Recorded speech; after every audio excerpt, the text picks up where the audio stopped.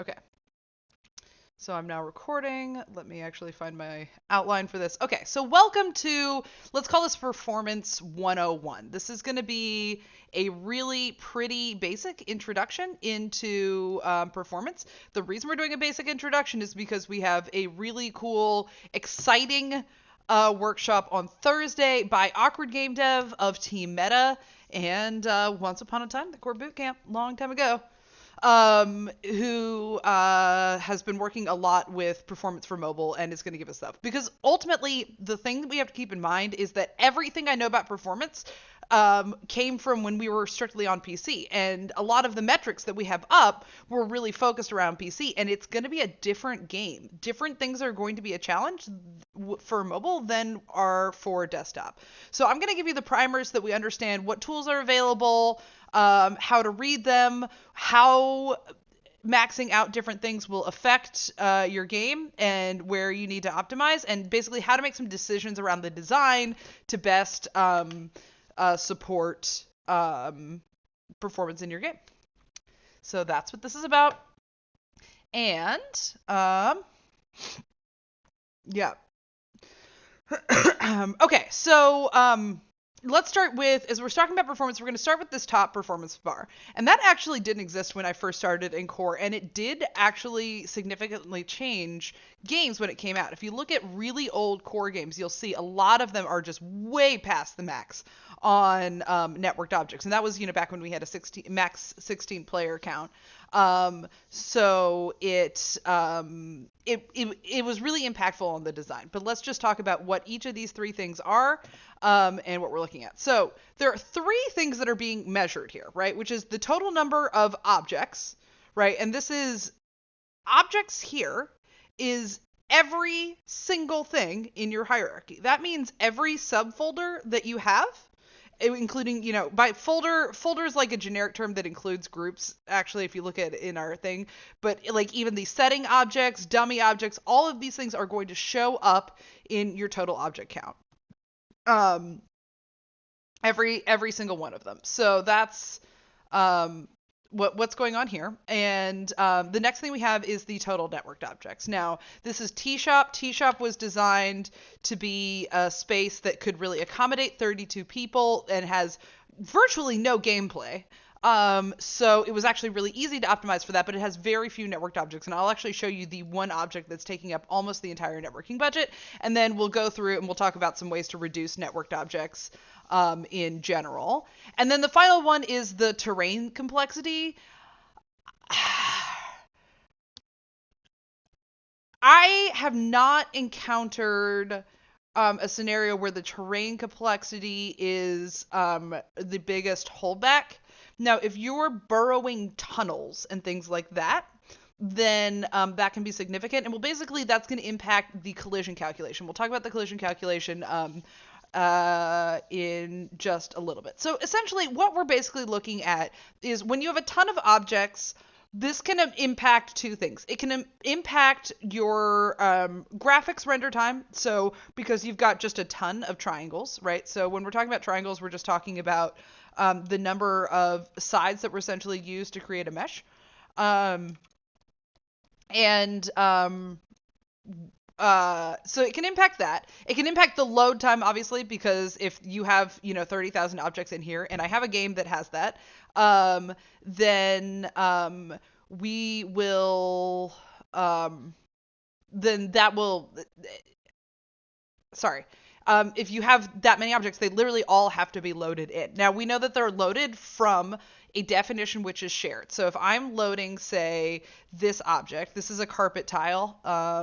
Yeah, this is what it looks like as a mesh, right? And it has a different material on it. But every single person who has Core has this carpet tile already downloaded. So all we're really loading is the position and the all of these properties, right? We're sticking it in the game. We're applying all of the other changes, right? So this custom material, which is again a material which everyone has the definition of, then with some changes applied to it, and we're adding all that in, and that's how I get a carpet. Right? That's one of the reasons that Core loads so much faster than, like, say, if you were just building this in Unreal. Right? If you did that, every single one of your meshes would have to be downloaded by your player and then opened again. But core, everybody already has them. So that's one of the reasons that we're a lot faster to load in between games that are pretty complex and big, right? But that does mean that we've got to basically open our Lego book of instructions and build a lot of things. And if I have, close to 30,000 things, I have a game that has about 27.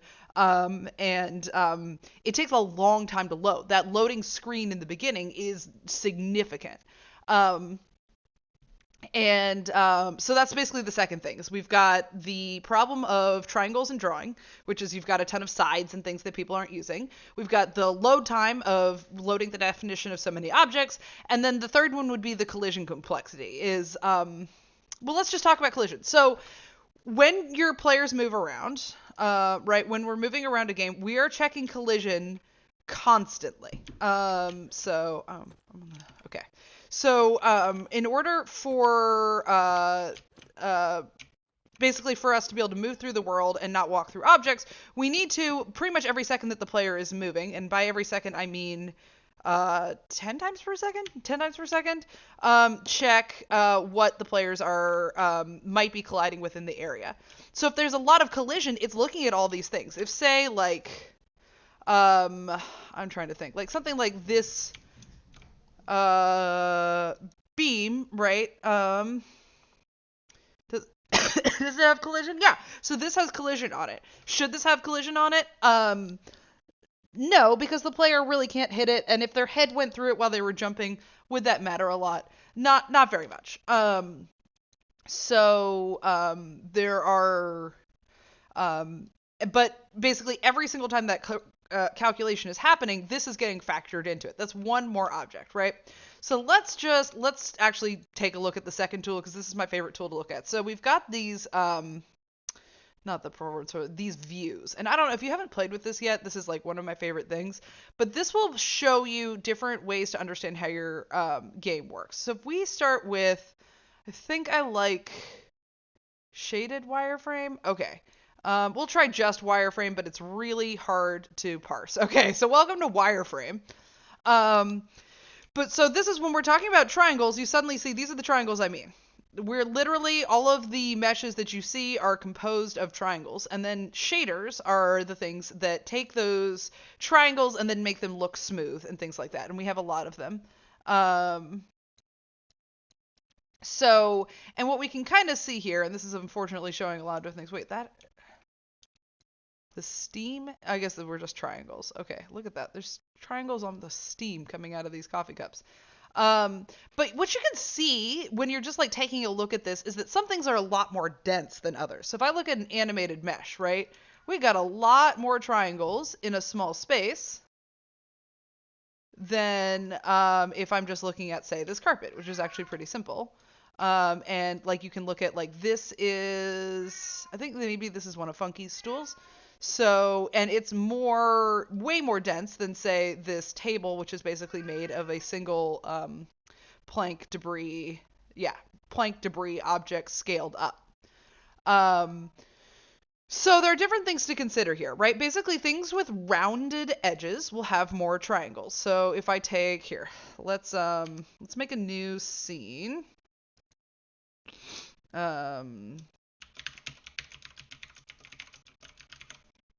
And we'll add some objects in there.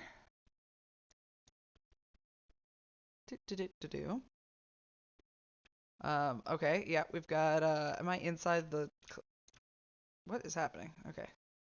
Let's go back to the default view. And we're basically going to add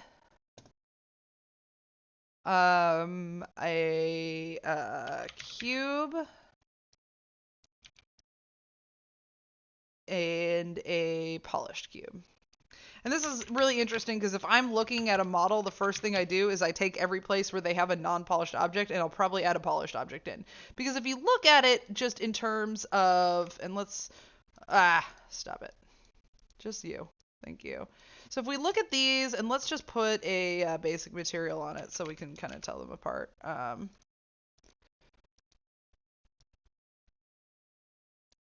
Make them pink. So if we look at these and how they look, you can see that this cube looks very It looks kind of Roblox, right? It has just like these hard edges and it looks really like a piece, or Minecraft, right? It just looks like it sits there. Whereas this has this weird like, oh, a manufactured cube-shaped object. So in terms of visual polish, it adds a lot. But let's check it out in the wireframe view, right? Oh, wait, nope, it's actually just a shader on that one. Really? All right, fine. Never mind. Let's change this cube into a rounded cube.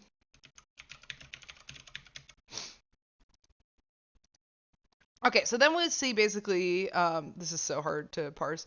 A lot of times I will use, it's a little bit hard to read, but shaded wireframe, then you can see the object and you can see the triangle sort of overlaid on it. So in this one, really, I could count them, right? We can count that there are 2 per side and 6 sides, so we're looking at 12 triangles. And then suddenly here, when we get to these rounded edges, we've got more triangles, right, in this little rounded corner than we have in that entire cube. But there are reasons that you would want this instead. Yeah,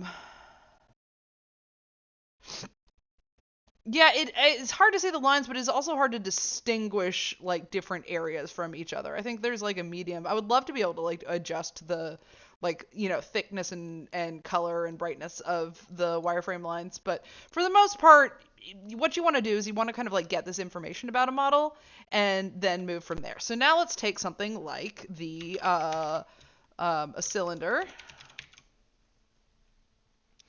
Let's see, let's just do a regular cylinder. Boom. We'll put that there, and we can see that we've got, all right, let's go to this side. So we can see that we've got maybe, what is it? 1, 2, 3, 4, 5, 6. So let's say that's 6 triangles on this radius. So we'd have that times 4. So that'd be 24. And then we've got basically 2 per that. So we've got another 48 and then another 24 down here. So 24 times 4, whatever that is. Math. 96? 96? Okay, so 96 triangles here, but let's grab one of the large ones. So we add this in, and I can even shrink this down to be, down to be similar size to the cylinder, so we can move it up and things like that. But you can look at the density of the triangles is entirely different, and there's good reasons for that, right? If I take the same... take this cylinder and the other cylinder, and I want to size it up to match the other one. I believe that's 8x. Let's just turn on some snapping, and that looks about the same. Maybe one more. Yeah, so there we go. Even if I take this default view off, you should be able to see that there is like a definite geometric sort of look to these corners, right? Where compared to this, right, and these were built actually originally for Core World. So because they were building all of these suddenly really large structures to build up the space of Core World. Speaking of Core World, if you want to hear more about the audio design of Core World, that workshop is tomorrow with the illustrious Deadly Fishes, who is such a font of audio knowledge that you also should not miss that under any circumstances. So essentially, there's a reason that you want those more triangles, but what would be a really bad performance mistake, right, would be to take this thing and size it down to match the normal size of this just because you want... when you just need a cylinder that looks perfectly fine in its default size, right? And really, a couple sizes larger than its default size, you would hardly notice the difference. The outline is sort of exaggerating it here, but like most of the time, this looks completely cylindrical without any qualms. So it's going to be more performant to be able to use this. Now, the reason why is a combination of the rendering and also the collision complexity. So let's go back to the T-Shop and talk collision.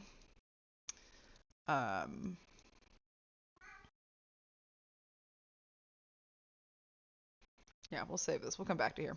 Okay. Reloading. What is there to save here? It's 2 cubes and a cylinder.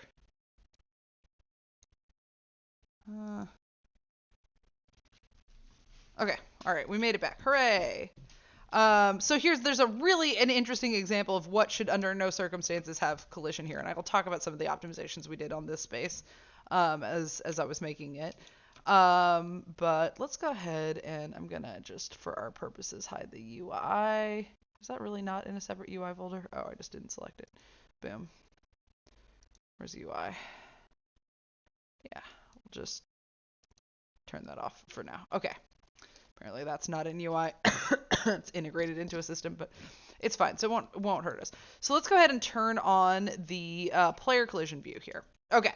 So you can see this is not super optimized because we have collision on a lot of things that may or may not need it. Like, for example, the player can't even access this area here. So blue is where there is collision, and red should be is no collision, right? I believe these are all in collision.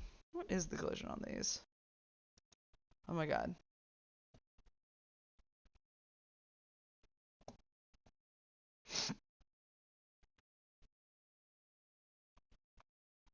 Sorry, I'm reading the chat and I'm not sure what question you were answering, Fu. Um, but yeah, so this don't have collision, right? Why am I not? It's not camera collision. Okay, so essentially what we're seeing is that we have maybe more collision than we need, but we can also see that this is really simplified from like what the object looks like in real life. Like, this is the wall debris from the Urban Destroyed set. And it has a lot more nuance in the edge, but you really don't as a player, if I were walking along this, it's going to default back to normal. Oh no, I did not know you could actually preview like this. I never do. But come on. All right, so walking along this, besides the fact that it's narrow and challenging, I really don't have like a strange experience that doesn't match up with kind of what I expect. There's no reason that I would need it to have every nuanced curve of this. Things like these chairs and things like that. This might be manually created collision. I can't remember. It could be. Yeah, it's a little bit off, so it looks like collision that I did myself. So in this case, I separated the model from different things. And the stools are gone entirely. They were there a second ago.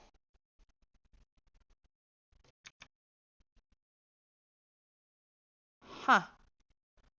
They're an emerge model, is that why? Yeah. So maybe it may be that the merge model's sort of removing them from the visualization of the things, but we can see there's a lot of examples of things that just should not have collision in here. So this entire template is this like hanging ceiling lights thing. Oh, this is a folder containing both of them, but in this case, we should really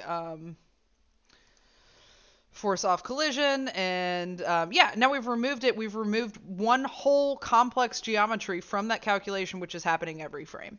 So that's kind of like the start of what we want to do with collision. And then the other thing is like looking at details here on like, does stepping on these pillows make sense as something that we need? These really should have collision because we need them to keep the player from being able to follow through that corner.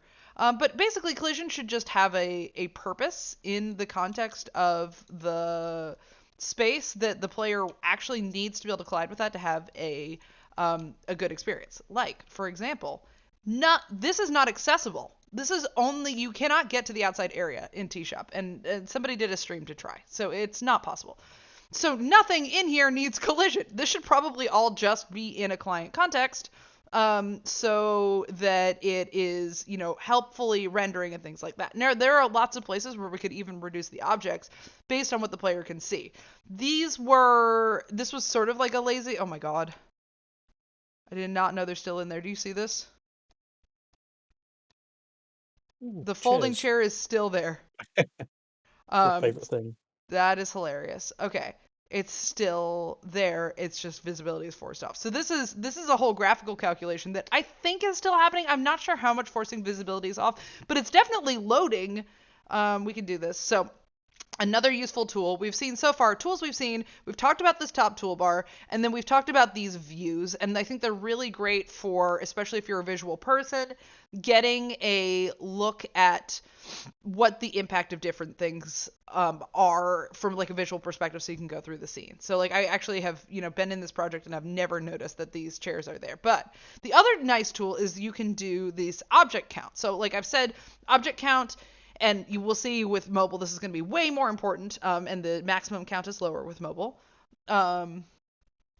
is that you can count objects under selected object, and it'll give you both the networked and the non-networked. And it'll break down. So sometimes like you've got a complex model and you're like, well, that shouldn't have that many objects. And it's because it has one child object that you like forgot was in there or forgot was complex or something like that. But in this case, we've got 13 objects per chair. We've got 3 chairs per bench, and I have 1, 2, 3, 4. None of this interactivity. So I borrowed this from a CC, and again, this project was made really quickly. So, and in the CC, you were supposed to walk around this space. But like, 1, these triggers shouldn't be there. You can't access them. And 2, they definitely should not have the folding chair model in it. But the sittable folding chair, when I made it, it wasn't grouped well so that people could just delete the geometry and use it to make seats. I think there are way better CCs for seats now, and in fact, the seats in the copy shop work a different way. Don't use this, which is a thing I made, so yeah, if anybody's vouching for not using a thing. But you can even see, like, the seat has collision on it. That the collision on this chair is being part of this calculation. So, 1, again, none of that should be even in here. And like there just shouldn't be triggers. We should just be using the bench model. But this was also before nested templates, so because this was all one template released on CC, it's not like I can just change one of these and update them. Use nested templates. We'll get to templates in a second. Okay. So this is my like basics of collision. Think about what needs collision. Not everything needs collision. Nothing in this bookshelf needs collision. Probably. Possibly if we were going to kind of like make an obby where we let the players get up there and added some kind of prize, if they could go up the books. I don't know if that's going to be possible. I don't even think you can get up here. But, if you are using it for a purpose, and even then, I wouldn't put collision on everything. In that case, you'd really want to think about, like, I don't want to betray the player's trust. I want them to think that they understand the rules, and so if some of my books have collision and some of them don't, that could be a negative experience. So that's a real case where I do want to have collision on things, but that's because I'm building a system for other people to interact with. But, like, this pile of books that's right here, I know you can't quite tell it's a pile of books, but it is. Oh, no, I couldn't jump on it. Maybe that doesn't need collision either. Here, this pile, you can see sort of the experience of as a player walking through it, is it's too small to really matter and affect things. And let's just, for the purpose of collision, let's head to the test space, because there's a couple of other things to understand about how collision is calculated that, performance test space, that we want to kind of see here. Because most core models, right, we literally were a, studio of professional artists who've worked on AAA games. So most of the models are really optimized on their own. Some of them are really large. Like if you look at some of the clay forms, right, this is collision. Let's look at, I'm going to change the view to wireframe so we can see this is extremely dense. Getting these really organic shapes basically requires a lot more triangle density than, like, say, the cylinder, which is, technically the same size and has way more than the cube, but this is much, much more dense than that. And that's kind of what you need to create these organic shapes, which we all know were extremely useful when they came out, but at the same time, to be used with discretion. So we're back on, this is visibility collision. We want player collision. Okay, so this is stuff we can jump on. But like, let's say you're building an obby. In the case of an obby, you want to be really precise about collision because you want to give players the feeling that they can read what is land-onable from looking at your game. If you betray that, you take away the experience of learnability. So in that case, thinking about collision is really important. So let's say that I'm going to go into default view. I want to take the cherry blossom. What's it called? Where's the cherry blossom tree? Oh, it's called like Sakura, isn't it?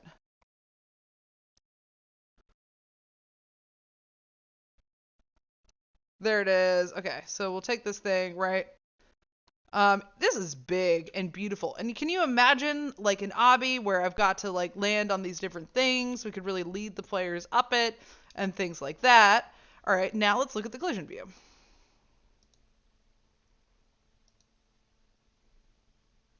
You'll see this? Now, that doesn't mean that I can't use it as a collision. It means that I'm going to have to manually define the collision. And this is really well designed, right? This is made by somebody who understands that in a game, this is where collision is going to happen. Now, the funny thing about building something for core, right, is that you just don't even know what people are going to do with your models. And that's sort of the exciting thing. But it's different from AAA development, where you have an agreement of where things go. But in general, if I were to put a bunch of trees around, my expectation would be that I want players to be able to jump on the roots. I want them to land against the tree, but after that, it doesn't matter at all. So if I really wanted to, let's see here, let's do wireframe player collision, because then we can kind of see it. So let's say we wanted to be able to let players move up these branches. We'd actually like take some cylinders, and again, not the large cylinder, right, but the simple ones. Because we can look at like the complexity of that collision shape is not as like beautiful and rounded as this need to be. I wouldn't use the clay forms for collision, especially because I'm not going to be able to see them. But we could build that in and help that. Yeah, you could go with cubes. Yeah. And it will be. There's a great example that Funky did. Let me find this. Funky's hammocks, where he was talking about why he made the decisions that he did with these hammocks. And I have so much CC in this space. There we go. Relaxing hammocks. But if we look at them, right? Here, the end here is square. And these are 5-sided polished prisms. So they're not even cylinders on the rope. You can tell, I think, a little bit with that knot, but on this rope, I pretty much would never have known the difference. One, because of the shading on the rope material has a very spiral effect. So like from here, I have no idea what shape that is. It doesn't matter nearly that much. It reduces the number of triangles. So let's say what we'll do is we'll switch it out on half of these. So we'll take you. Oh my god. Why am I keep hitting the default floor? You. We'll just do half of these, and we're going to change them to a cylinder.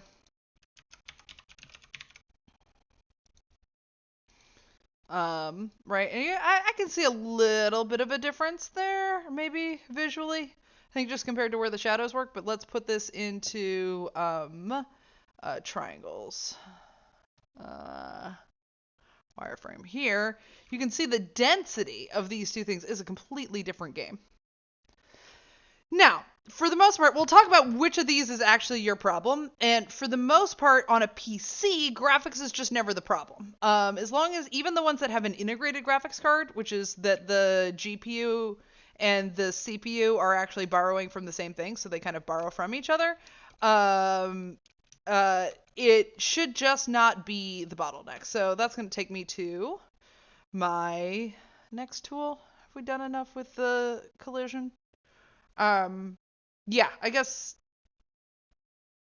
Yes, we have. We'll talk about merge models and why to use them. Yeah, let's talk about merge models now, because they combine the two things that we've been talking about with these two things. Okay, so merge models do, oh, you can see Funky uses a lot of merge models. Merge models do two different things, right? They take the objects, so let's say we've made an object that is these two together, right? And they're together. They take the objects,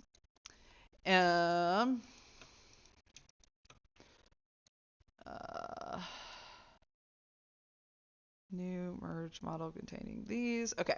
So they take the objects and they combine the faces that they are showing. So we're talking about the triangles on the outside, calculating how much you need to show, and when you need to render it, and they combine the collision. So they're doing basically the two different things that we've been talking about, that collision calculation, that graphics calculation, or that graphics rendering, um, and they calculate them together. Now, the one thing that's happening here, right, is that if I see any part of this, I am seeing every single face on it, including the ones on the ground, including that don't stick through and things like that. It's going to render all of that.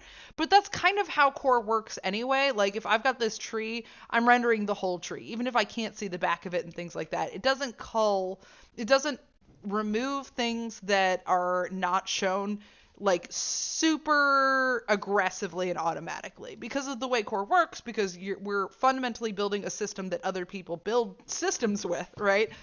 It needs to be a little bit I want to say stupider. It needs to be a little bit simple in how it does things, so it doesn't ruin your game through unexpected behavior. Like like when Punkarella during the Invitational was working on Dragonport, right? One of the things that's hard is that terrain does automatically cull and there's nothing you can do about it. I don't know if is there still nothing you can do about it? So if I had like a really complex terrain and I zoom really far out, it's just going to stop showing different pieces of it. And it needs to, because terrain is really complicated, right? Our terrain is basically a whole system of memorizing all of these changes from the default space and packing them very, very densely into one file, and then building up the terrain according to those instructions. So it works with all the core things, but unlike the core things, right, it's not kitbash. You can really sculpt it and do things.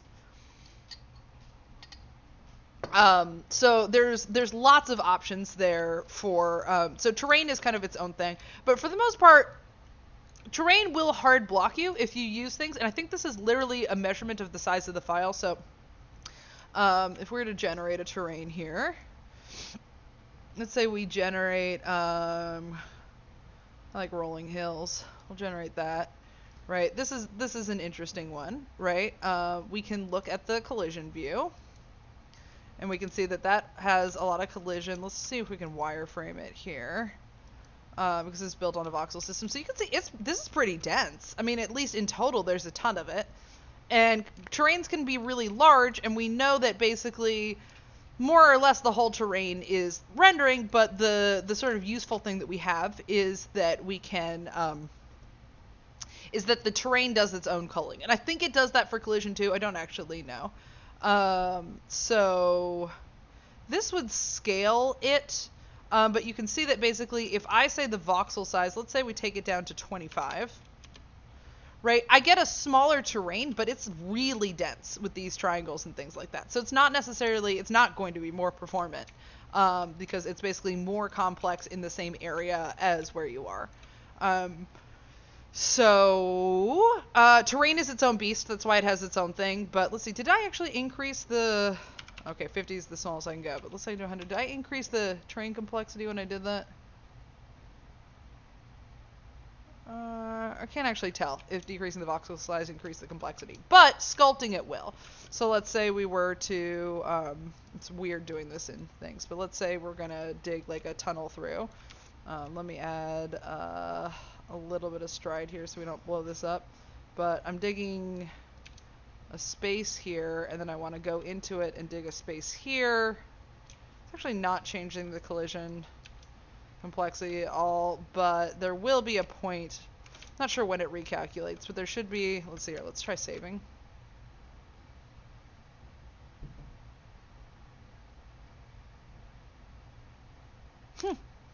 Alright, definitely thought that would increase the size of the file, because we added triangles and stuff, and we added changes. But it may be that this just isn't picking up as quickly as I want to. But you can see that, like, eventually, because you could twist and turn your way through this, you can really hit this. But this is, if it is, one of the problems is that optimizing can in some points actually make this work. It's a nice thing to do. And actually this has way more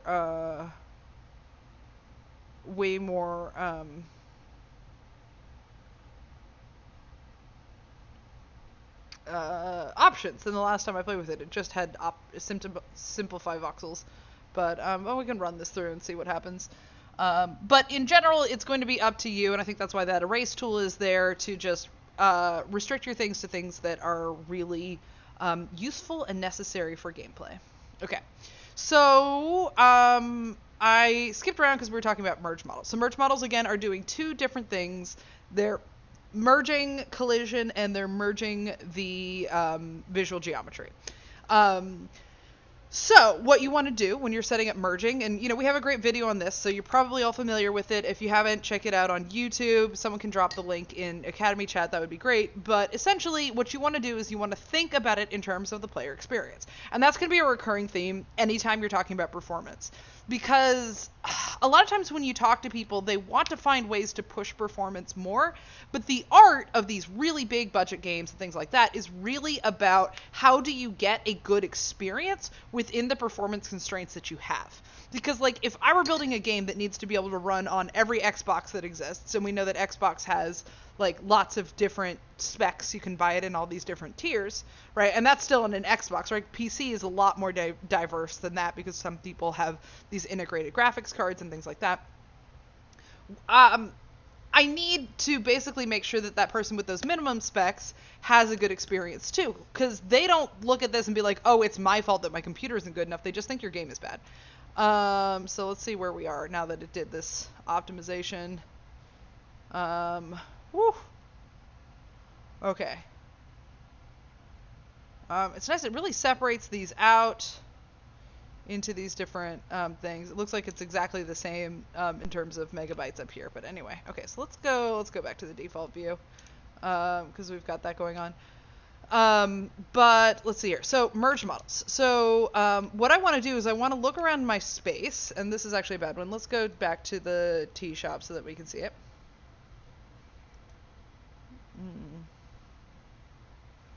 Sure, we'll save this. I'm going to add to the file size of T-shop.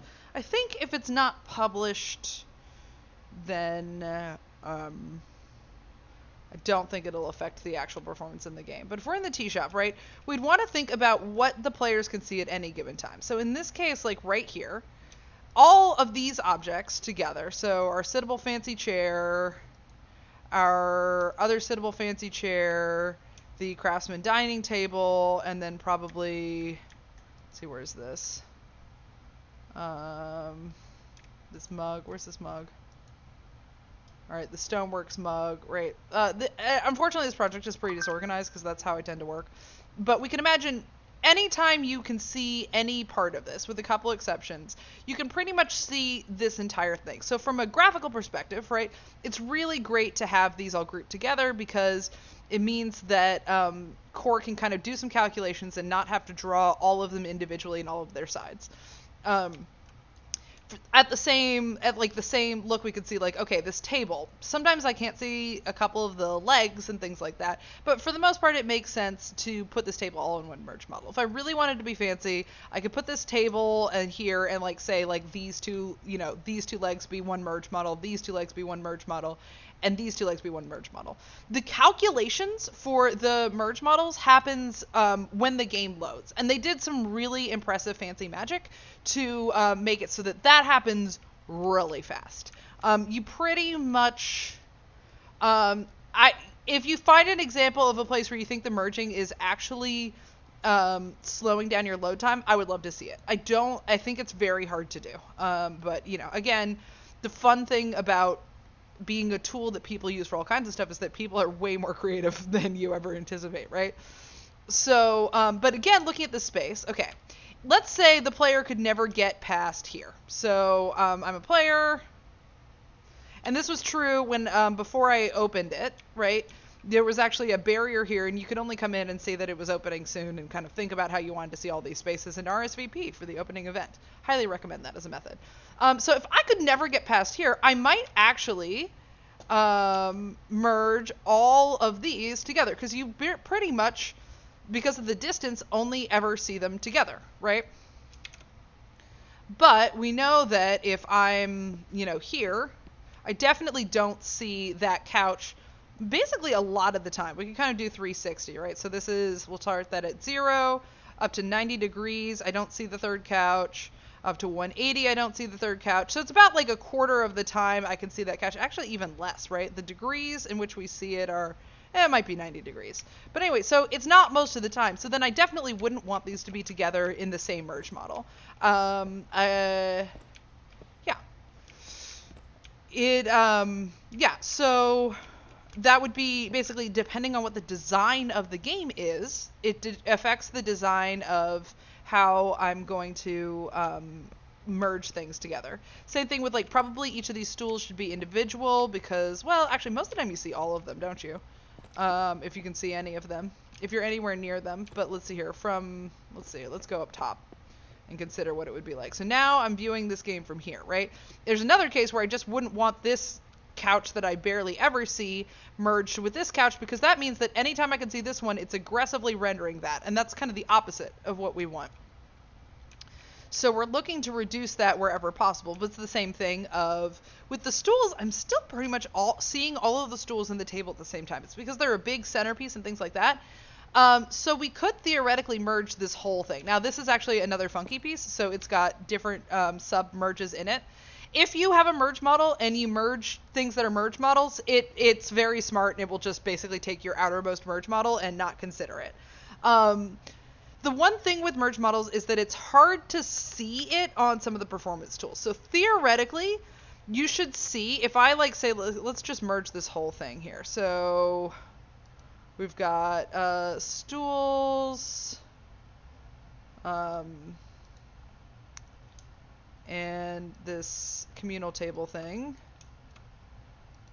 Okay, all the stools are inside of the communal table. Okay, so we'll take communal table and we'll say like new, we can look at it and see like, okay, yeah, you pretty much all see all of that at once.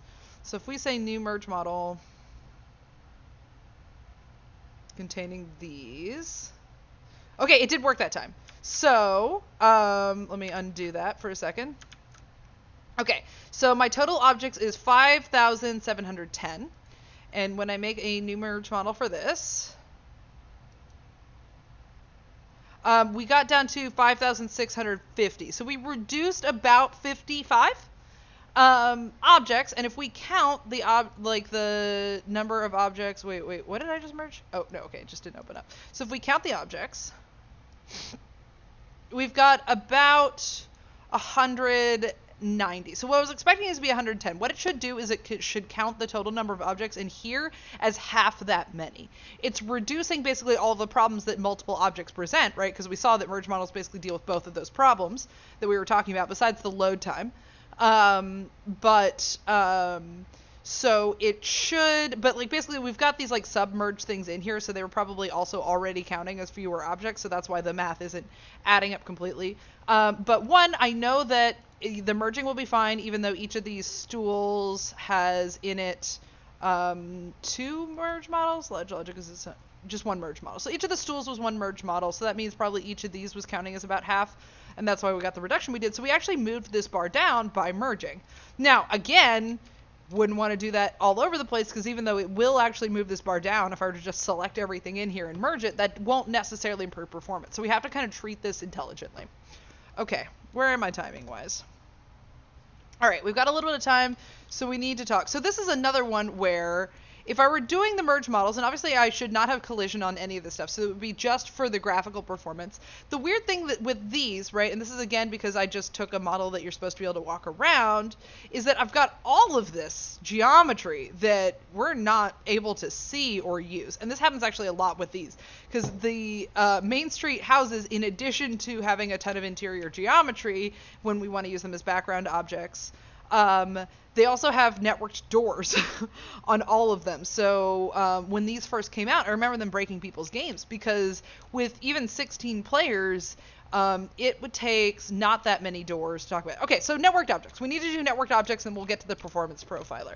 Okay, so networked objects are multiplied by your max players. So in this case, you see that I have 96 networked objects. I can actually tell you where they are, and they're all in this hanging chair. This is the only networked object in the whole project. And I believe, sorry, let me select this And we should be able to do this. So this is the, sittable swinging chair. So if I count the number of objects, again, I love this tool. I didn't use this for a long time, and now I do. We can see that we have 3 networked objects and 49 not networked objects. So how did my 3 networked objects turn into 96? And the answer is that for the calculation of this, right, we just multiply it by the maximum number of players. So if I took this back down to 1, we'd see that I have 3 networked objects. 3 networked objects, when trying to have 32 players, was basically 100 objects. Like, that's almost 100. Now, I'm going to tell you the truth. Every door is 3 networked objects. They might have optimized them. Let's see here. Let's find, like, a basic door here. So the basic door is now... Where are you? This was, when it first came out, 3 networked objects. We'll just do a count. It might be that it uses, like, local context now, which I'm going to get to in a second. But, count objects under selected object. 3 networked objects. Okay, so there's 3 networked objects per door. I just doubled my thing. Now imagine, right, that I'm setting up in a background and I've got, say, this has a door here. Theoretically, I literally just went through and deleted them, which doesn't look good when you're close, but from a distance, you can hardly notice. So, and that was, again, because this was a very quickly made project. So what I would do in reality is I would remove the triggers, but I'd keep the geometry of the door because the geometry of the door looks good. But I needed a really fast fix, and I could basically use the search to find the doors by name and delete them all, and that's what I did. But for these guys, they have like a door here. They have doors to these rooms. They'll have doors to the fire escape. Like, you can have way more than, a couple of doors, and if they each did, we would, especially trying to have 32 players, which was one of the goals of T-Shop, we would max out extremely quickly. So T-Shop doesn't have any doors. You can't even get out the front door, right? It doesn't have a trigger. It doesn't even try. And that is basically so that it doesn't have networked objects. Now, there are ways that you can reduce the total number of networked objects, and then we'll just look at this hanging chair for an example. So in this case, we have this thing called ledge logic that is networked, and I don't think it needs to be. I think in reality we could network. This is sort of a weird context. This is not super optimized. So in this case, basically, I have this animation, and it needs to move something. Let's back up and talk about what networking is, right? So most of the time, if I want to animate something, and I'm using this thing called curve animation, it's a CC. You can use it if you just want to be able to animate things with a curve. But I have it on these planters. So let's start a preview just so we can see what that looks like. It looks like one of the ferns is not involved in it, but let's just pause. Or I can't zoom in and keep pause. But you can see that, oh wow, yeah, that is completely off. All right, this looked cool. Once upon a time, it rotated very slowly. It looks like the axis of this has moved, so it's not rotating normally, but it created this subtle plant animation. And if I put this in a client context, I can do this for no cost at all. And that's why these never had collision on them, because they were in a client context. Yeah, it's strange. Macrame plant hanger, planter. I don't know why. I don't know why it was rotating on a strange axis, but I know in this case you basically define a curve and then you put a multiplier for how much you want that curve to multiply it, and you can multiply all kinds of things. So it's the basically exact same slow rotation that's happening with this chair, right? But the difference with the chair is that we wanted to keep collision, and in reality it doesn't actually really need that, because we have this script that attaches you to it that would do it whether it had collision or not. But it means that I can, and I guess because of the way the triggers just force you into seating here, actually there's no reason that this needs collision or to be networked. It could just be client side, and then we would sit you in it and it just holds your position. I'm not really using collision to position the player there. I'm hard sticking their position down. So yeah, it doesn't even need collision. But let's assume that you want something that basically slowly rotates the player like that, right? It's got that. I think I might need that to move the player because they're attached to object. There might be a reason. But anyway, the whole hanging effect is enhanced by this, and it's important to the mechanics of this game because this game is entirely about sitting. So it was worth adding some of the networking budget to do it, right? If you have a shooter, this is probably not a good use of your networking budget, because and if you look at like a lot of first-person shooters, there is very little detail on the models, because it's also like one of the things you want to consider with detail. Oh my god, I have so many more things I want to talk about. Let's just talk about the basic anatomy of a networked template. So let's say, actually I have something I need to spawn. I have something that I spawned, the video projector. Right, don't I? Is it not in here? This might be an old version of this. Actually, yeah, so this Stoneworks mug, there should be a networked version of it. No, it's actually spawned into a client context. But essentially, the anatomy that we want to do if we have something to be networked. And the thing to keep in mind with networking is that it was designed to be the most user-friendly solution. So I want something that looks the same on everybody's game, but we can change during the game. That means that it needs to come from my computer, send to a server, and from that server send out to any other player in the game, right? And it needs to send it out to players who join late and things like that.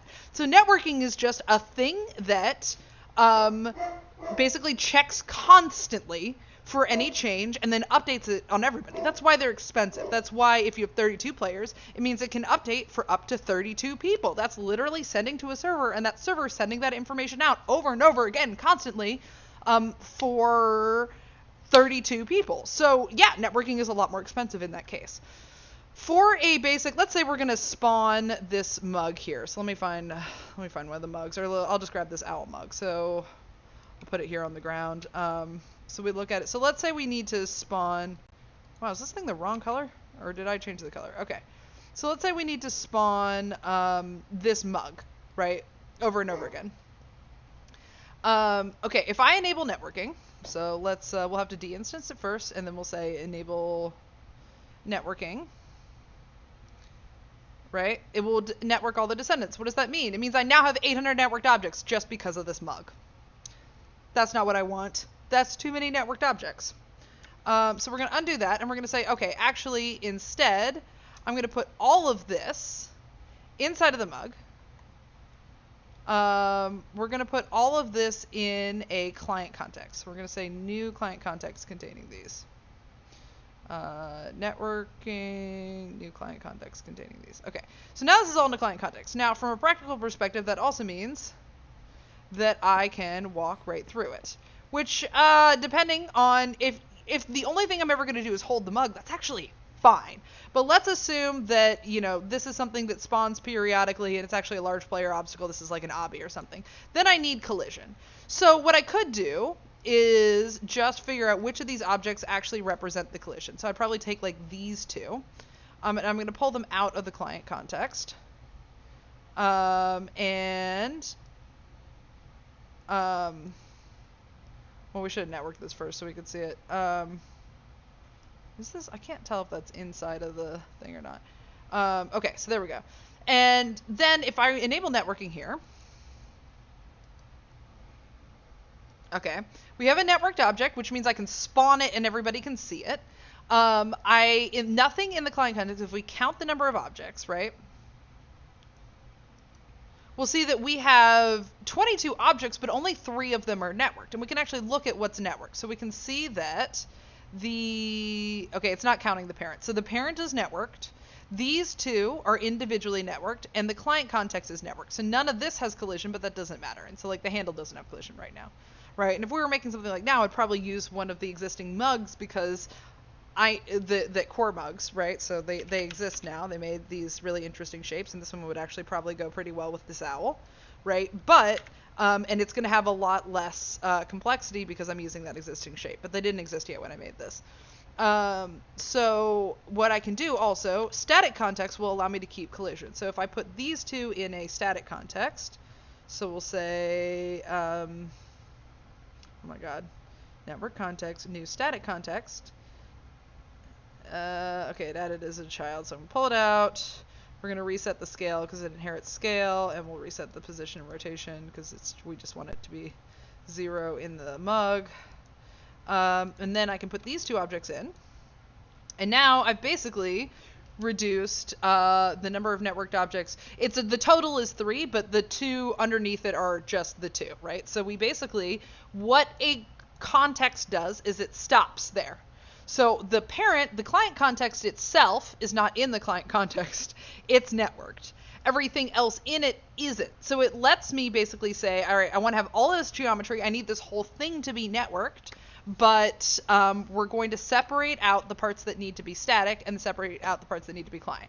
Now, because we live in the future and things have been amazing, we can actually make this even more optimized. And that is because I can stick my client context in my static context, and I could make the static context the parent. So I could name this Almug, let's say. And right now, keeping the reference to this is going to be a little bit weird, so we're just going to make a new template. Because to make it look like it's the other one, it's hard when you change the parent. It's possible. You just have to do a little bit of a dance. But in this case, now if I enable, I guess we've already enabled networking, but let's just count. Objects under selected object. Basically, we have 0 networked objects. We had one single networked object that is the static context. The client context can go inside of that. So the client context itself is in a static context. And nothing else is networked besides this parent. That's really nice because we know that between 1 and 2 networked objects multiplied by 32 people, I just saved 32 networked objects in my total count of 4,000. And if it were 3, then we're up to 64 that I took away from the original version. And it was actually 4, so 96, right? Yeah, 96. So that's how many networked objects we saved in the context just doing this. Now, the truth of the matter is this is still a simplified way to do this, and we've hit the end of this, but this is for basic performance. If you're networking something, always use these contexts to separate things out, and now that you can put client inside of static, I would always put client inside of static and just keep my couple objects that I need to be networked outside of there. The things that we didn't talk about for performance, just so I can give you an idea, are how much templates save, but we do have a talk by Punkarella about how templates can affect performance because they really reduce the load time. They reduce the total number of objects because basically a template, like I said, like Core takes this carpet and it knows that carpet tile 01 exists and then it applies those changes. Every time you make a template, it can kind of memorize a section of changes and it's much easier and it doesn't have to build it up manually from all of the pieces. So templates are another super efficient way to remember things. Thinking about keeping your max players relevant to the type of game you're making. So Spell Shock 2 had 10 players and they had to make a lot of concessions, a lot of things that they couldn't do because of that, in order to be able to keep that many people in. So it depends on how much gameplay and how many objects you need to be able to spawn and things like that do it. So we didn't really talk about templates. And we didn't talk about the performance profiler, which I'm going to show you really quickly because it should be by default and everything.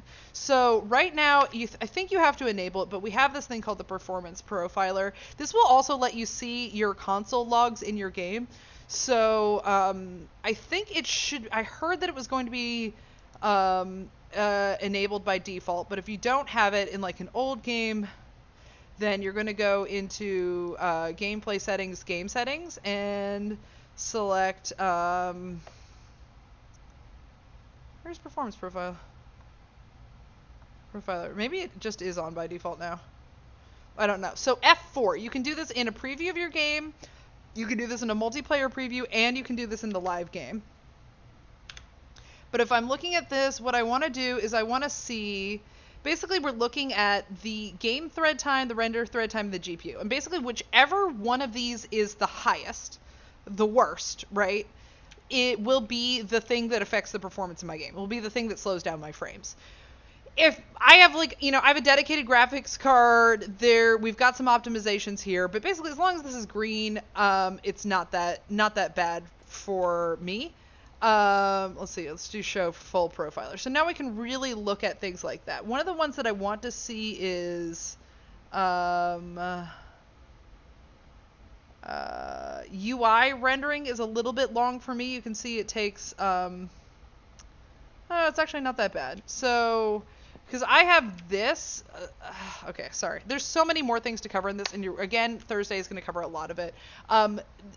Anything that loads from the internet, basically, like the screenshots and things like that, they don't load directly from core, right? They have to do a ping to search for the games on like the server and list of games, and that's how they get these event screenshots. So what that means is that this takes longer to load than almost any of the rest of the UI. And so UI is actually one of the things here.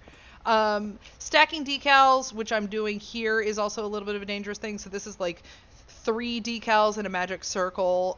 And so this is probably if we were looking in the game at things. But basically, hit your F4. Pictures from the media library should present exactly as much longer load time as screenshots, I believe. So it's going to be the same thing. It pings the internet instead of just downloading directly from your core. So, like, for example, when the screenshot integration that we could put it in UI first came, Meta wanted to, I believe, use that for the load screens, right? I mean, it makes a lot of sense. But they loaded more slowly than the game. So then it's not that useful for a load screen. You need to have at least a backup load screen. So, basically I would think about kit bashing from the UI if you really want to load screen, kit bash from the UI, and then have a place where it substitutes in where it looks natural, like a transition or something like that. Build yourself some time. That should be something that we can also see in a couple of other things. So anyway, there's a lot of different things that I couldn't cover today because this is a short thing. I'm going to head on over from here. Let me stop the recording.